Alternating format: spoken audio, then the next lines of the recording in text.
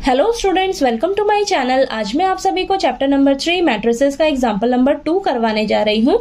हमें दिया है if a matrix has 8 elements what are the possible orders it can have. तो question में हमें बोला है कि अगर किसी मैट्रिक्स में 8 एलिमेंट्स हों तो पॉसिबल ऑर्डर्स कितने होंगे, ये हमें बताना है। ठीक है, तो मैंने आपको एक फॉर्मूला बताया है, number of elements is equal to rows multiply column. तो अगर किसी मैट्रिक्स की हम रोज और कॉलम का आपस में मल्टीप्लाई कर दें, उनका प्रोडक्ट कर दें, तो वो किसके इक्वल आ जाएगा? नंबर ऑफ एलिमेंट्स के। ठीक है, यानी कि हमें उस मैट्रिक्स का पता लग जाएगा कि इस मैट्रिक्स में इतने टोटल एलिमेंट्स हैं जब हम उनकी रोज और कॉलम को आपस में मल्टीप्लाई कर देंगे। ठीक है, तो इस क्वेश्चन में ना आपको ये चीज दी हुई है, नंबर ऑफ एलिमेंट्स दिए हुए हैं, यानी कि 8 एलिमेंट्स दिए हैं। तो 8 की जगह आपको कुछ भी क्वेश्चन में दे सकता है कि हाँ इतने एलिमेंट्स हैं, हमें पॉसिबल ऑर्डर बताइए कि कितने होंगे।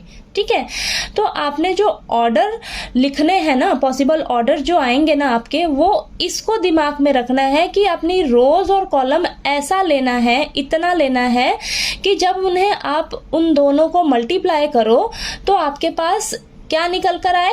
8 आए रिजल्ट। ठीक है, तो देखिए आपके पास पॉसिबल ऑर्डर कितने होंगे वो हम लिखते हैं।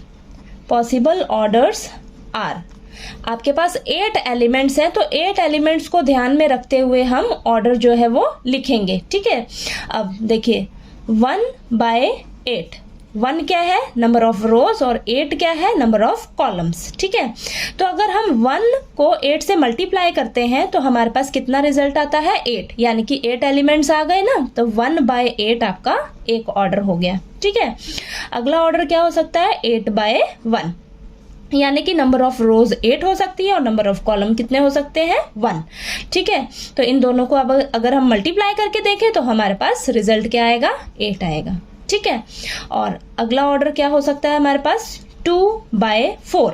ठीक है, इन दोनों को मल्टीप्लाई करके देखेंगे तो हमारे पास 8 रिजल्ट आएगा। ठीक है, तो हमारे पास 8 एलिमेंट्स है ना, इसे ध्यान में रखकर ही हमने ऑर्डर लिखने हैं। ठीक है, अब नेक्स्ट क्या हो सकता है आपके पास? 4/2। 4 क्या है? नंबर ऑफ रोज, और 2 क्या है? Number of columns. ठीक है, तो इन दोनों को मल्टीप्लाई करके देखेंगे तो हमारे पास 8 आ रहा है।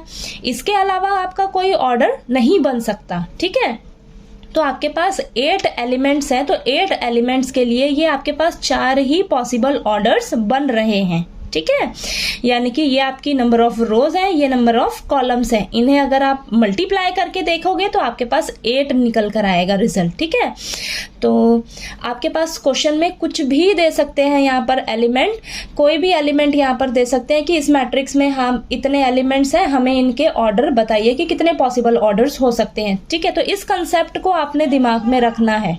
ठीक है, तो आपको ये एग्जाम्पल नंबर 2 जो है वो अच्छे से समझ आ गया होगा। नेक्स्ट एग्जाम्पल नंबर 3 जो है वो हम नेक्स्ट वीडियो में करते हैं। ठीक है।